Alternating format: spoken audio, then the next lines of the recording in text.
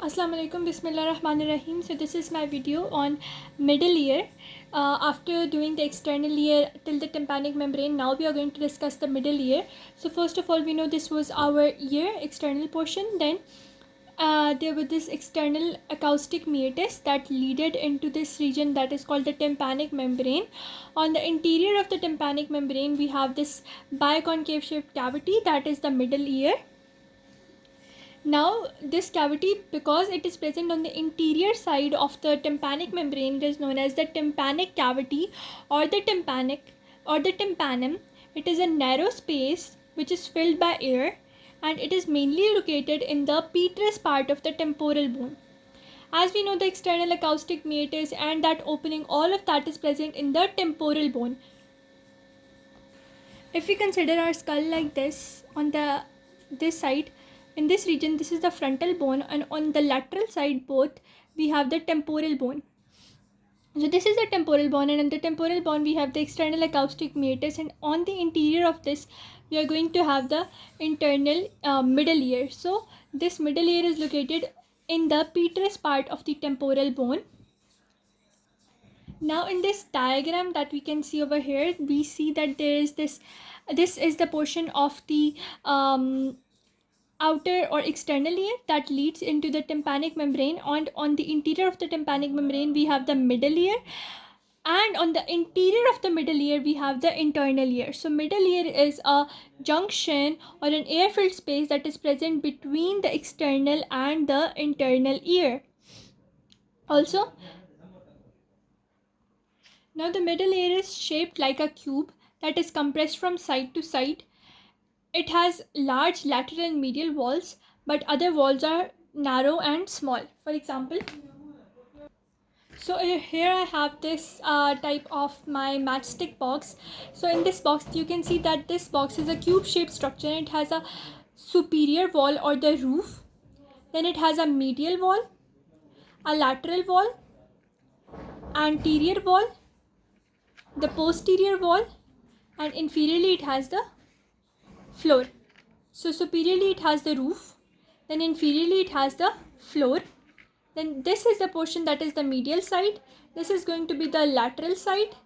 Since this is directed forwards, so this is the anterior side, and this portion is directed backwards, so this is the posterior sides. So this is how our middle ear cavity is present. Now they tell you that the lateral and medial wall, they are large. So yeah, as you can see, this lateral wall, so this medial wall and this lateral wall, both of them are large. That is why we say that both of these walls are large, whereas other walls, you can see the roof, you can see the floor, you can see the anterior portion, the posterior portion, they are very much narrow. Now we will talk about the size. The vertical and anterior posterior diameter is 15 millimeter. If you look over here, this is the vertical diameter. So this is the matchbox. So it is the vertical diameter of this, and it is 15 millimeters of the middle ear. Similarly, this is the anterior posterior diameter. That is, as you know, this was our anterior wall, this was our posterior wall. So the diameter between the anterior and posterior portion, this is 15 millimeters. Now when we look at the middle ear cavity in the coronal section, it is biconcave. So this is the middle ear cavity in the coronal section, and as you can see, it is biconcave in the coronal section. And when we look at its diameter in this section, we can see that it has a in the superior portion and the roof portion, the distance between the wall is 6 millimeter. The distance is the narrowest in the region of the middle portion, that is 2 millimeters, and in the floor region the distance is 4 millimeters.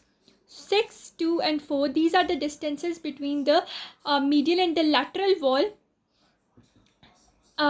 in the coronal section of our middle ear. Now they also tell you that the middle ear has something like this, that the area that is opposite to the tympanic membrane, like if you draw a line like this and like this, the area that is opposite to the tympanic membrane, it is known as the tympanic cavity proper.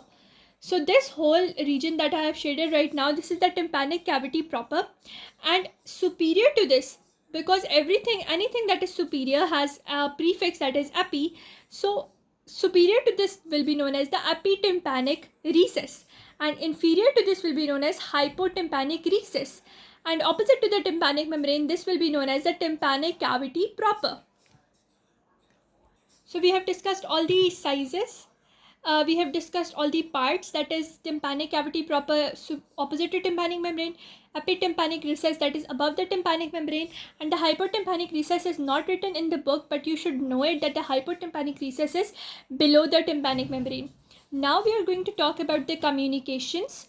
First of all, we will come back to this matchstick, and I know that this is the anterior portion. So anterior portion will be communicating with the tube that is known as, a tube will be coming out from it like this, which will be known as the auditory tube. And on the posterior side of this tube, we will have some mastoid process, and this mastoid process will have a mastoid antrum. And how will the posterior portion of the middle ear move into the antrum? That is, on the posterior portion there will be this hole like structure which is known as the adductus to the antrum, and that adductus to antrum will lead into the mastoid antrum. Let's look at the diagram from book. So in this diagram from book, we can see the middle ear cavity which has a roof, which has a floor, which is an anterior portion, a posterior portion, one towards my hand side, that is the medial portion, one towards the book side, that is the lateral portion.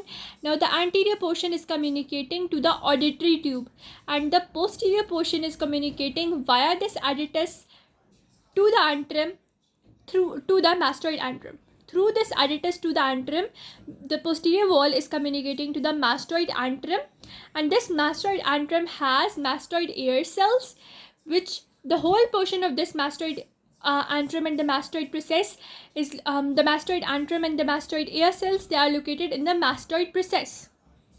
So anteriorly we have the auditory tube, posteriorly we have the mastoid antrum and its ear cells, and the communication between the middle ear and the mastoid antrum posteriorly is the adductus to the antrum, and the mastoid ear cells are mainly located in the mastoid process. Also, they are saying that the middle ear cavity has mucous membrane which has several vascular folds, and these vascular folds give the mucous membrane or the middle ear a honeycomb shape appearance. For example, this is the middle ear cavity, and it has mucous membrane, and mucous membrane forms like vascular folds like this. Due to these vascular folds, what sort of shape is present over here? That is a honeycomb shape. So that is how our middle ear cavity has honeycomb shape appearance. With that, we are done with the features, with the shape, with the size, with the parts, with the communications of our middle ear cavity. In the next video, we are going to talk about the boundaries, all the relations that are related to this the superior wall, the inferior wall, the anterior wall, the posterior wall, and the everything that is related to all the surfaces will be discussed in the next video.